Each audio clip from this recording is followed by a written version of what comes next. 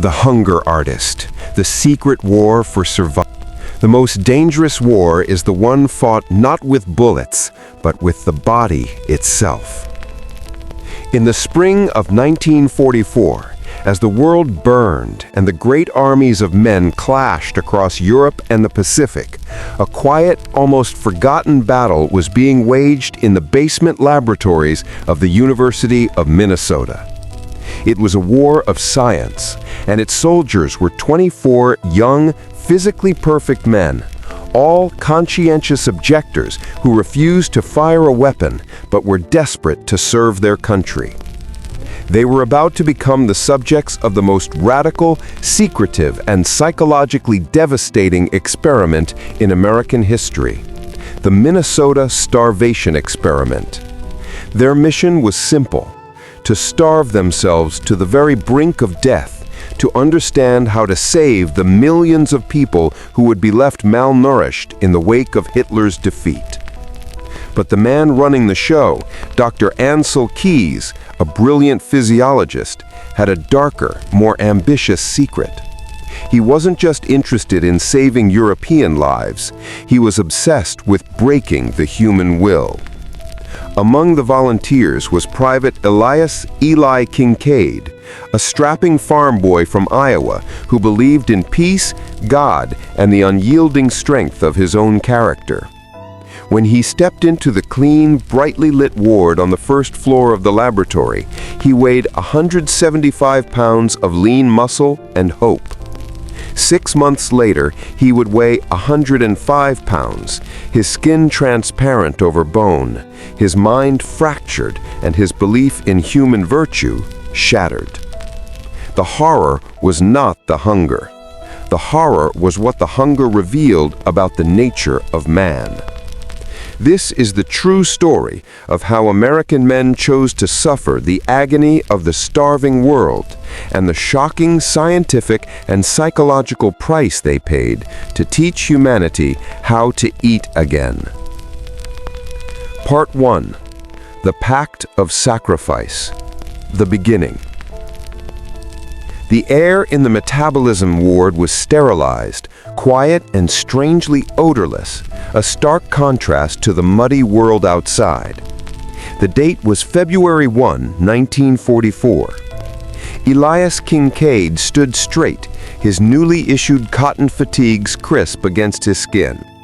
Beside him stood the 23 others, teachers, artists, divinity students, and farmers. They were the guinea pigs, the human resources, as the scientific papers dryly put it.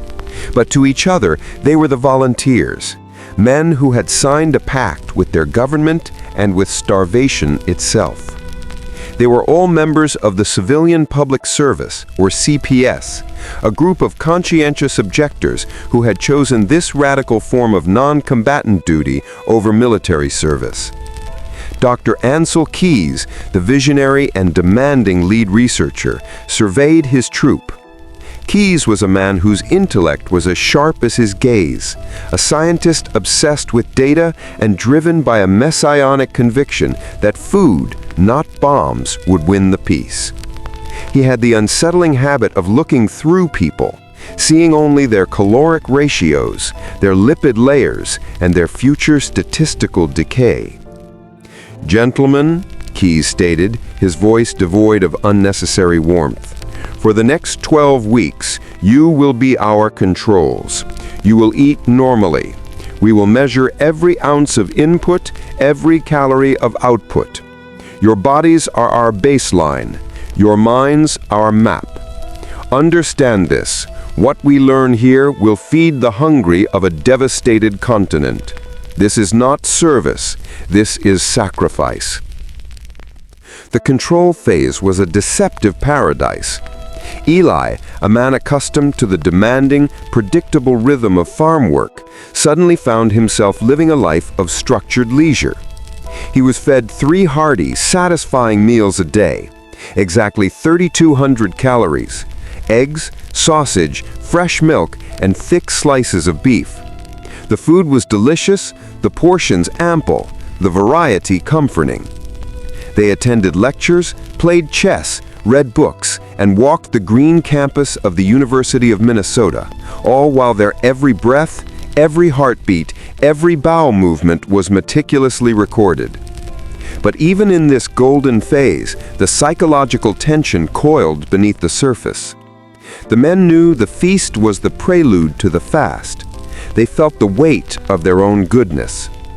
Eli, in particular, was driven by a deep, almost puritanical belief in the purity of his purpose. He wasn't just doing this for the starving of Europe. He was doing it to prove that service could be rendered without violence, that the human spirit could triumph over the body's most primal demands. His roommate, a wry intellectual divinity student named Peter Vance, saw it differently. "You're too eager, Eli," Peter often warned, leaning back in his chair, a book on Kierkegaard open on his lap.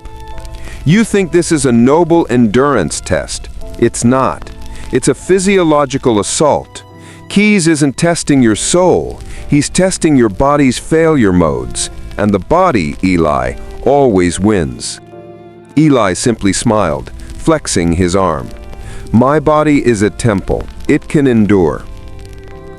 The 12th week came, and the food stopped.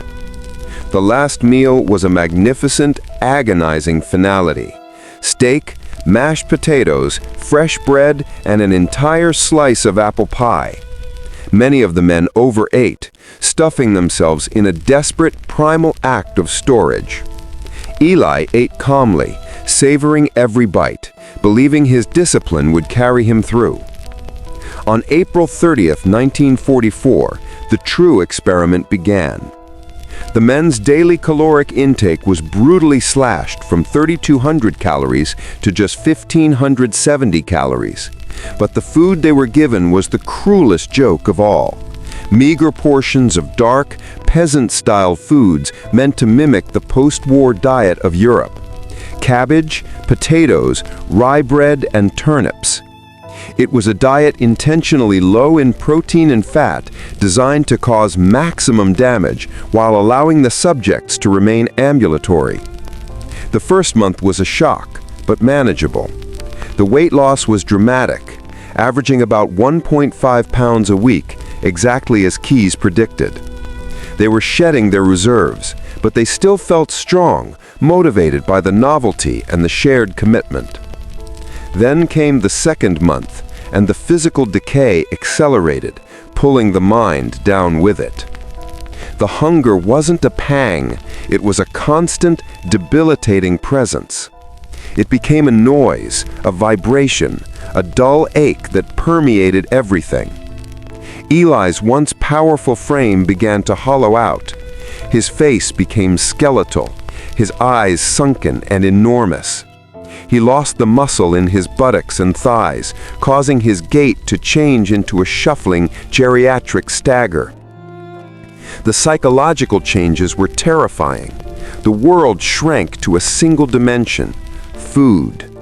Conversations became grotesque monologues about recipes, forgotten meals, and favorite restaurants. Men who had been intelligent, compassionate scholars now sat in silent, listless groups, meticulously hoarding their daily crusts of bread, arguing over a single stray crumb. Eli, the disciplined farm boy, began to lose his grip. His meticulously ordered life became chaotic. He would spend hours poring over cookbooks, not to learn new recipes, but to vicariously consume the pictures.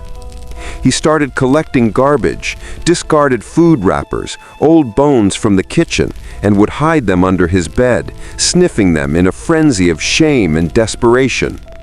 One night, Peter, his intellectual roommate, broke down. He was found weeping hysterically, rubbing a tablespoon of water around his tongue, convinced he could taste an old memory of chocolate. "It's not me, Eli," he choked out, clutching Eli's emaciated arm. "It's it. It's taking over. Keyes knew this. He wants to see the demon."